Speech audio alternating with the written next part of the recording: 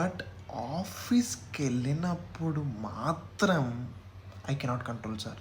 ఆ హెచ్ఆర్ గాడు అమ్మ నువ్వు పుట్టువాడి వేస్ట్, నువ్వు బర్రె బతుకు, నువ్వు పెండ తిను పీ తిని అంటాడు సార్. వాడు ఇచ్చే బోర్డు 25,000 కోసం సో ఆ బూతులు పడేటప్పుడు స్ట్రెస్ అవుతుంది సార్, విపరీతంగా స్ట్రెస్ అవుతుంది సార్. అప్పుడు ఒక దమ్ము కొట్టాలి సార్. ప్రతిసారి స్ట్రెస్ అయినప్పుడు సిగరెట్ తాగుతాను కూర్చుంటా సార్, సిస్టమ్ ముంగడ కూర్చుంటా, అమ్మ కొంచెం రిలాక్స్ అవుతా, మెయిల్స్ ఓపెన్ చేస్తా. ఇంకా మెయిల్స్ స్క్రోల్ చేసిన కొద్దికి తలనొప్పి మీద తలనొప్పి. ఆ ఫుల్ స్టాక్స్ అని ఏమేమో ఫైల్స్, ఏమేమో ప్రాజెక్ట్స్ ఓపెన్ చేసినప్పుడు అలా స్ట్రెస్ అవుతుంది సార్, విపరీతంగా స్ట్రెస్ అవుతుంది సార్. అప్పుడు వెంటనే సార్ నేను వాష్రూమ్ అని చెప్పి మళ్ళీ పోయి దమ్ము కొడుతా సార్. రే మెయిల్స్ ఏం చేసినారా? మెయిల్స్ చూస్తే కూడా నీకు స్ట్రెస్ అవుతుందా? అసలు నువ్వు ఏమనుకుంటున్నావురా? జాబ్ చేయదనుకున్నావారా నువ్వు? All of your employees gather meeting అంటారు సార్. ఇక పీపీటీ పెడతారు, అంత పెడతారు. పీపీటీ చెప్పిన వాళ్ళు ఎక్స్ప్లెయిన్ చేయాలి కదా సార్. ఇక మమ్మల్ని అడుగుతారు సార్ క్వశ్చన్స్, ఏదో మేమేమైనా చేసి చేయాలంటారు.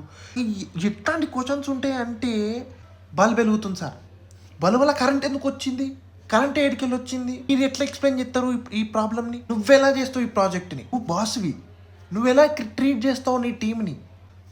వీటికి విపరీతంగా స్ట్రెస్ అవుతుంది సార్. అర్జెంట్గా 4 కొట్టాలి సార్ సిగరెట్, లేకపోతే చచ్చిపోతా సార్. రేది బేసిక్ క్వశ్చన్ అండ్ రీజనింగ్ రా, ప్రతి కంపెనీ అడుగుతుందిరా క్వశ్చన్స్, అవి కూడా చెప్పలేక స్ట్రెస్ అవుతుందారా?